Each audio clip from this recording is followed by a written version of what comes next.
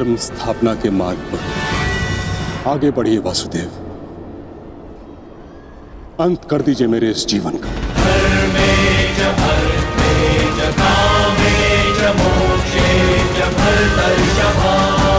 मैं स्वयं को आपको समर्पित करता हूं।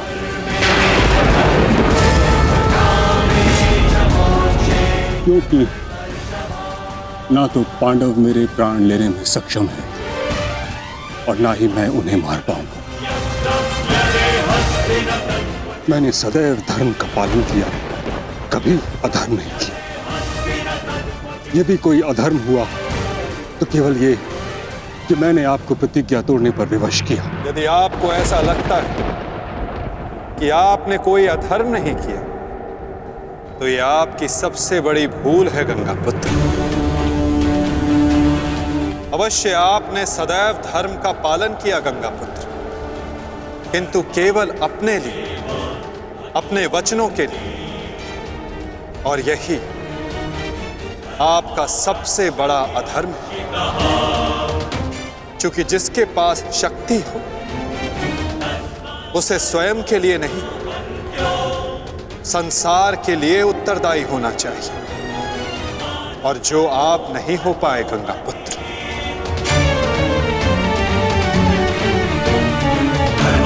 और आपका तथाकथित धर्म ही आपका अज्ञान, आपका सबसे बड़ा शत्रु और अधर्म बन गया। किंतु वासुदेव, मैंने तो सदैव वही किया जो मेरी अंतरात्मा ने कहा। तो क्या इस धर्म युद्ध में अधर्म के पक्ष से लड़ने की अनुमति भी आपको आपकी अंतरात्मा ने दी गंगापुत्र? भरी सभा में द्यूत में होते छल को देख मौन रहने की अनुमति क्या आपको आपकी अंतरात्मा ने दी थी गंगापुत्र? कुल वधू का वस्त्र हरण होते समय शस्त्र उठाने के लिए क्या आपको आपकी अंतरात्मा ने रोका था गंगापुत्र? हस्तिनापुर की सुरक्षा के लिए आपने इतिहास की सबसे भीषण प्रतिज्ञा ली गंगापुत्र, परंतु आप हस्तिनापुर का अर्थ ही अनुचित समझ बैठे। आपने सिंहासन को हस्तिनापुर समझ लिया। और देखिए, उसी भूल का, उसी अधर्म का परिणाम है ये महाविनाश गंगापुत्र।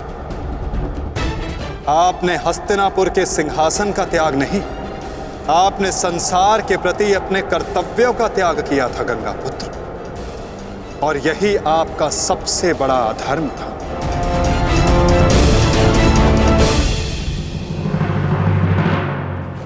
परिवर्तन ही संसार का नियम है गंगापुत्र, और संसार के कल्याण और उत्थान के लिए ऋतुएं भी स्वयं को परिवर्तित करती हैं।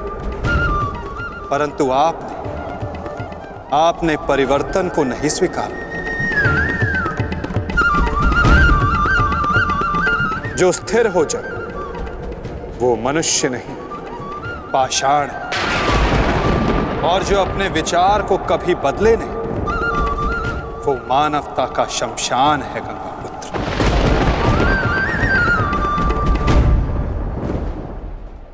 अपने कर्म के प्रति सजग ना रहना सबसे बड़ा अधर्म होता है जो आपने किया गंगापुत्र। और यही इस महायुद्ध, इस महाभारत के होने का कारण बना।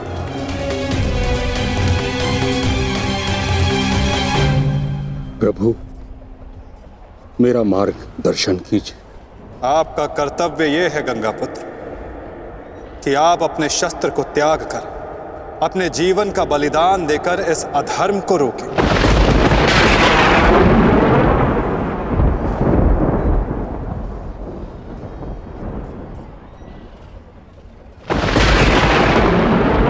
ठीक कहा वासुदेव।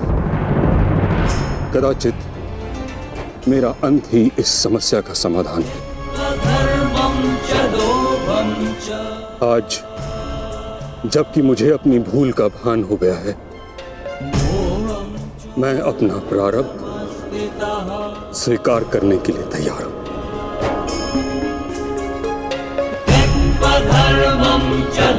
चक्र का संधान कीजिए वासुदेव, और मुझे मृत्यु का सौभाग्य देने की कृपा कीजिए।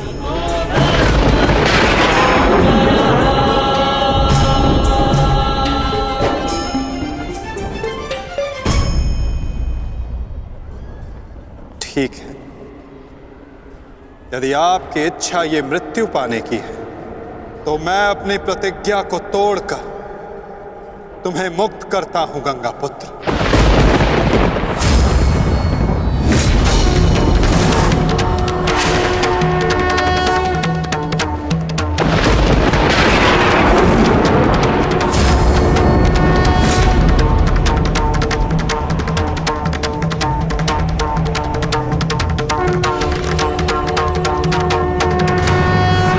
नहीं माधव, आपने इस धर्म युद्ध का बीड़ा उठाया है, वचन तोड़कर उसे कलंकित मत कीजिए। मैं नहीं चाहता कि आप पर कोई उंगली उठे। नहीं पार्थ, मेरी प्रतिज्ञा टूटने की अपेक्षा से अधिक महत्वपूर्ण धर्म की स्थापना है।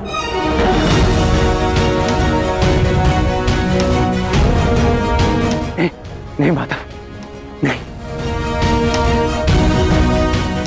आपने ही भारभृग को वीर गति दी है माधव, ताकि इस युद्ध से जुड़ी प्रतिज्ञाएं, वचन और प्रारब्ध भंग ना हो सके।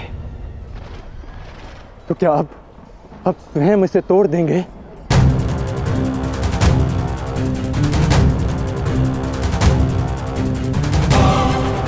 आप मुझे एक अवसर और दीजिए माधव, मैं अपने संपूर्ण मनोबल और कौशल से यह युद्ध करूंगा। जब तक मेरे शरीर में रक्त की एक बूंद भी बहेगी, मैं अपने मन में भावनाओं को नहीं बहने दूंगा माधव।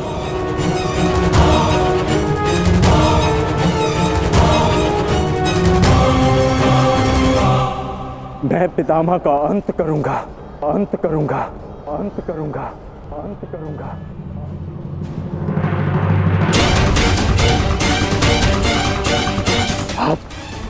आप ये चक्र छोड़ दीजिए माधव, आप ये चक्र छोड़ दीजिए।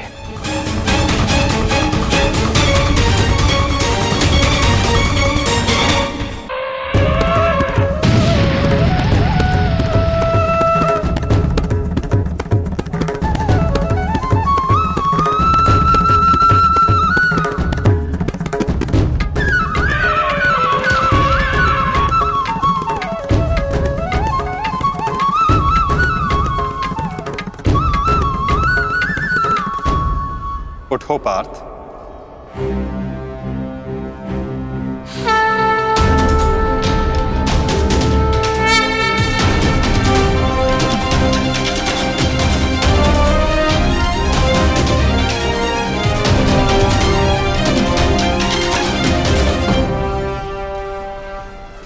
आपके हाथों मोक्ष पाना कदाचित मेरे भाग्य में नहीं वासुदेव।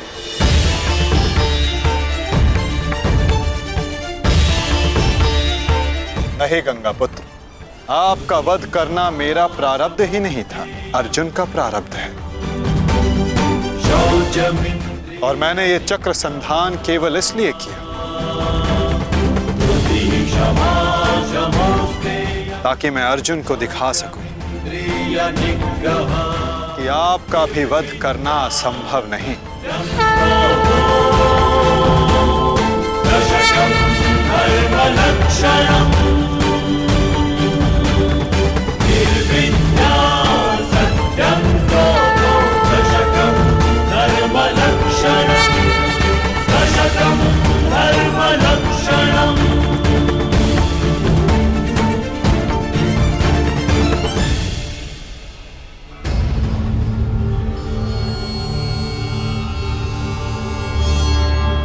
आओ पार्थ।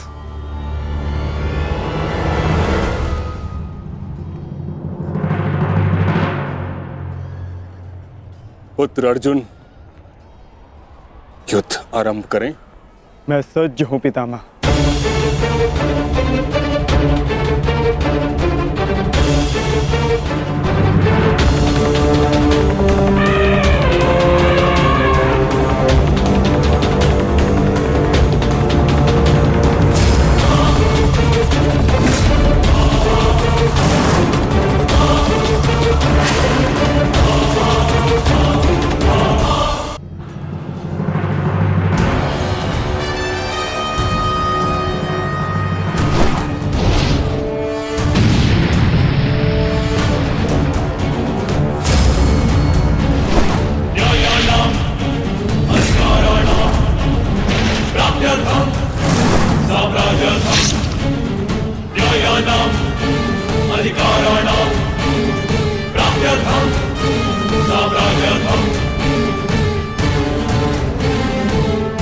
अद्भुत पुत्र अर्जुन, कर्म पथ पर तुम्हें भावनाओं से ऊपर उठते हुए देख प्रसन्नता हुई।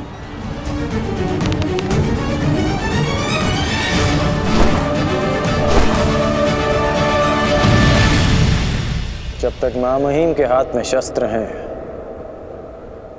उनके प्रहार की धारा कोई नहीं रोक सकता और ना ही उन्हें कोई निरस्त्र कर सकता है।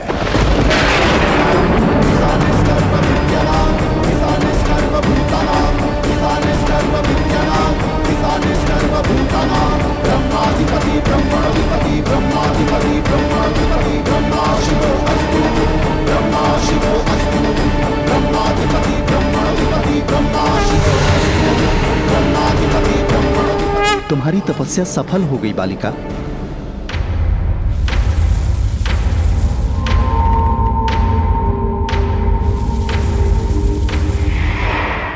मांगो, क्या मांगना चाहती हो? गंगा पुत्र भीष्म का नाश।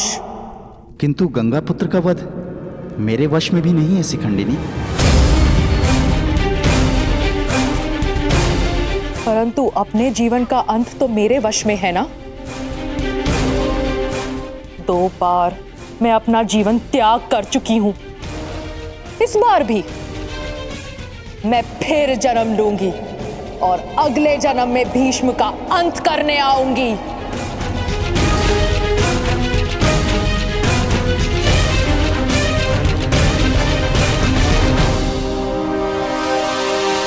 रुको बालिका, तुमने इतनी कठोर तपस्या की है, हमें बताओ तुम्हारी समस्या क्या है?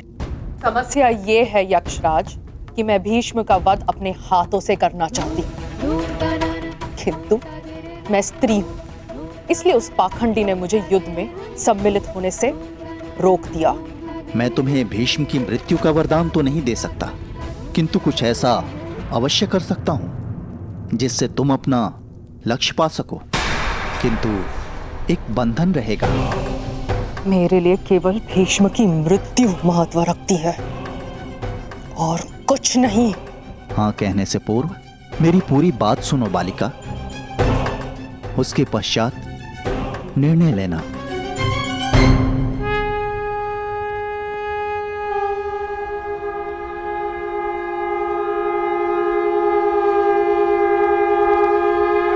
पुत्र अर्जुन, आज तुम कुशलता पूर्वक लड़े, परंतु मेरे वध के लिए यह पर्याप्त नहीं। हाँ, क्योंकि महामहिम के पास तुम सबके नाश के लिए पर्याप्त अस्त्र है धनुर्धारी अर्जुन।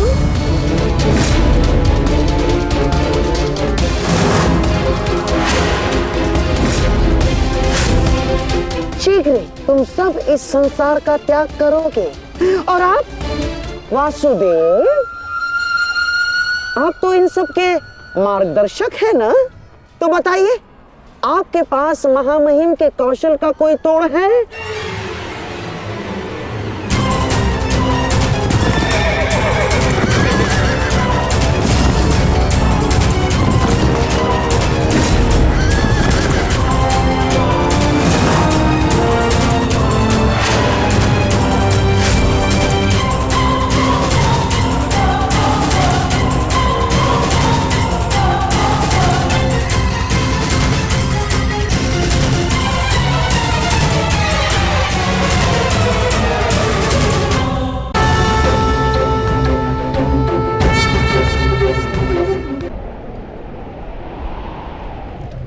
आज मैंने पूरे सामर्थ्य से पितामह का सामना किया, परंतु उन्हें परास्त करने में असफल रहा।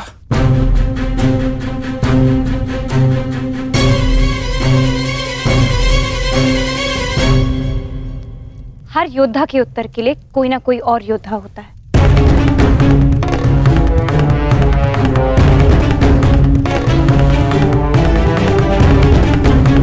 केशव,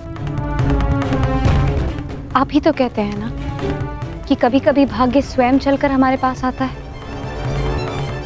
किंतु शिखंडिनी अब तक क्यों नहीं आई?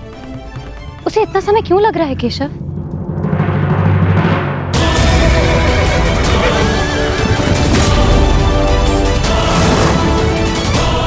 हम उन्हीं की प्रतीक्षा कर रहे हैं पांचाली। कि शिखंडिनी अपनी तपस्या में असफल हुई तो पितामह हमारी सेना का अंत कर देंगे और हमारे पास केवल और केवल 2 अक्षणीय सेना शेष है। अरे तो क्या करें? कुछ तो करना ही होगा, अन्यथा हम इस युद्ध में पराजित हो जाएंगे।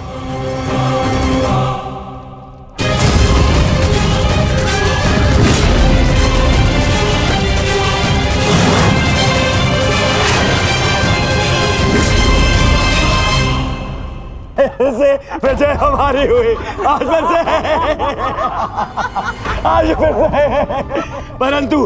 परंतु सबसे अधिक प्रसन्नता मुझे तब होती है जब वो धनुर्धारी अर्जुन के मुख पर मैं भय देखता हूँ। केवल 2 अक्षुणी सेना शेष बची है उन पांडवों के पास, और शीघ्र ही वो 2 अक्षुणी सेना भी समाप्त हो जाएगी। अंत हो जाएगा उनकी सेना का और उन पांडवों का। अवश्य अंत होगा, नाश होगा, क्यों नहीं होगा? परंतु खेद है अंगराज, आप इस युद्ध में लड़ नहीं पाएंगे, क्योंकि महामहिम जिस वेग से पांडवों की सेना को नष्ट कर रहे हैं, उससे तो ऐसा प्रतीत होता है कि यह युद्ध कल ही समाप्त हो जाएगा। गांधार नरेश, युद्ध अभी तक समाप्त नहीं हुआ है। मैंने आप सबसे पहले भी कहा था कि विजय से पूर्व उत्सव मनाना उचित नहीं है।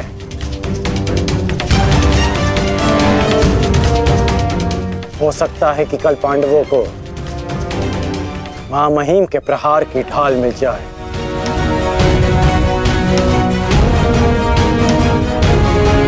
इस युद्ध में कुछ भी संभव है।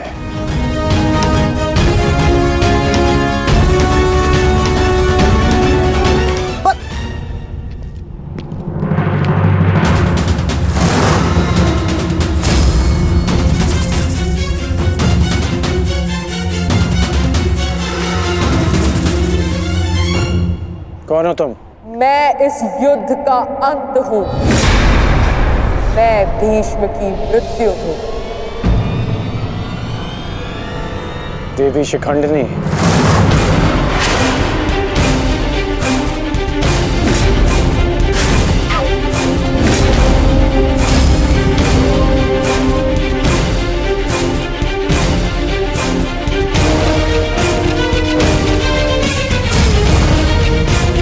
देवी नहीं देव, स्त्री नहीं पुरुष, शिखंडिनी नहीं।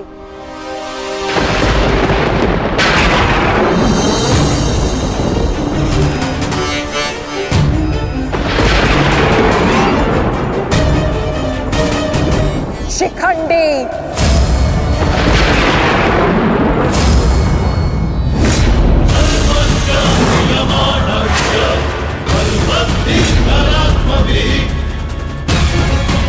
ये मैं हूं, और कल मेरे उस वचन की पूर्ति होगी जो मैंने पांचाल युद्ध में तुम्हें दिया था अंगराज।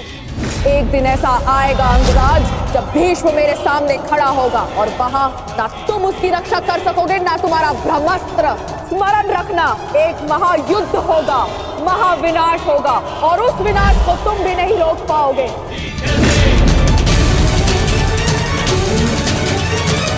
बधाई हो, कल से तुम इस युद्ध में प्रवेश करोगे। कल कुरुक्षेत्र एक योद्धा को विदा करेगा और दूसरे योद्धा का स्वागत।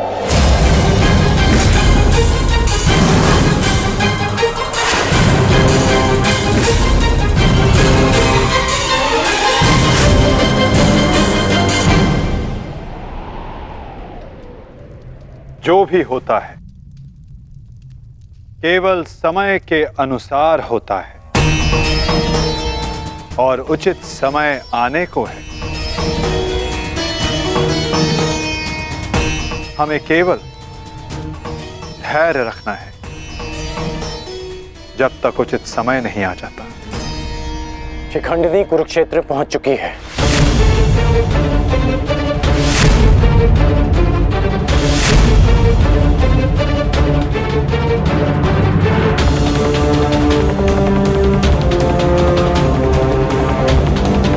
शिखंडिनी के आगमन में आपकी संभावित मृत्यु छिपी है, फिर भी आप मुस्कुरा रहे हैं।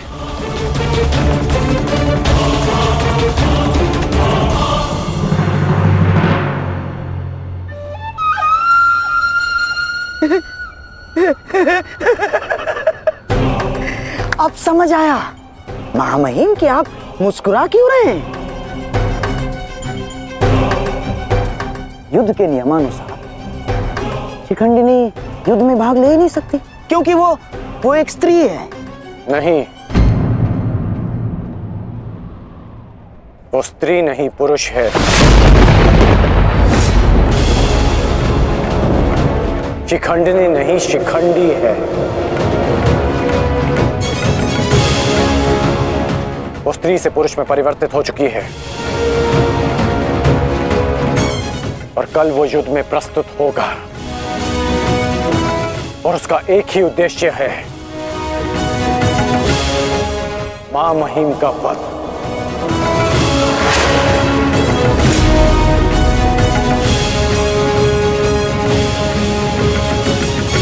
हाँ, एक स्त्री अपने प्रतिशोध की आग के चलते पुरुष बन गई। अद्भुत। भला यह कैसे संभव हुआ? कैसे हुआ वो छोड़िए मामाश्री, अब ये बताइए कि करना क्या है।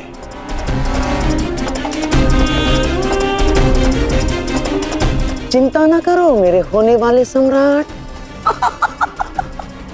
तुम्हारा ये मामा इसका भी कोई ना कोई उपाय अवश्य ढूंढ लेगा।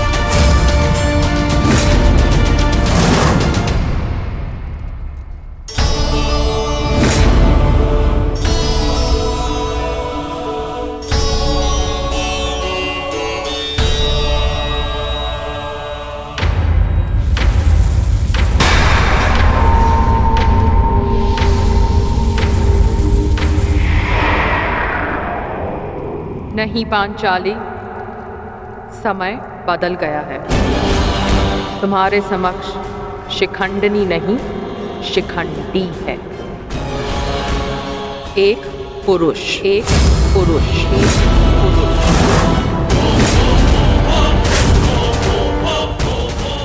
और तुम्हें पर पुरुष का स्पर्श करने की अनुमति नहीं है।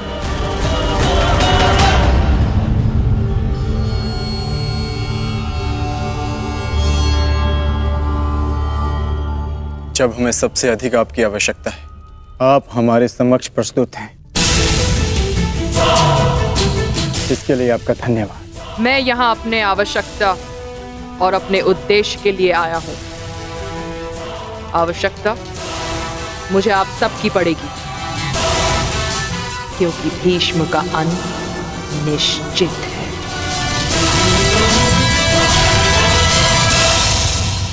ये मेरा वचन है, हम आपका पूर्ण रूप से समर्थन करेंगे, फिर चाहे कुछ भी हो जाए। युद्ध भूमि में हम आपके साथ खड़े रहेंगे और अंत तक युद्ध करेंगे। हमें यह कार्य कल ही संपन्न करना होगा, क्योंकि मेरे पास मेरे जीवन का लक्ष्य पूर्ण करने के लिए केवल एक ही दिन है।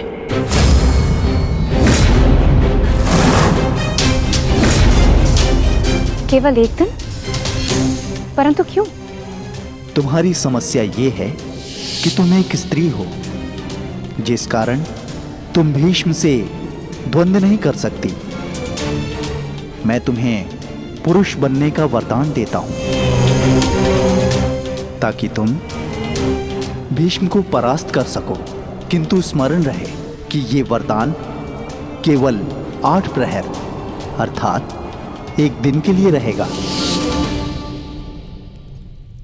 हमारे शत्रुओं को इसका भान नहीं होना चाहिए कि शिखंडिनी केवल एक दिन के लिए पुरुष है।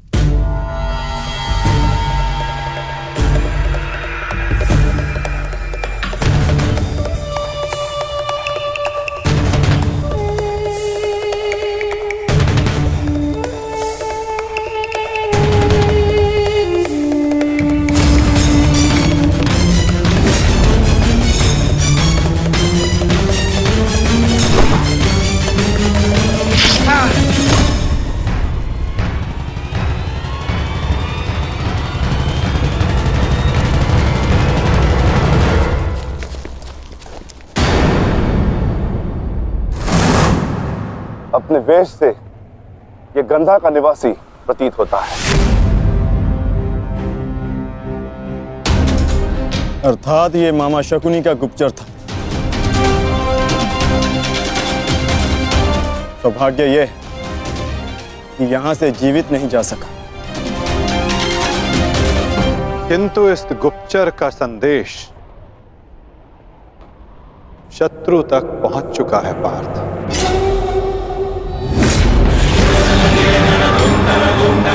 केवल 8 प्रहर, केवल 8। उसके पश्चात ना उस शिखंडी का कोई अस्तित्व रहेगा और ना ही भीष्म पितामह कोई संकट होगा।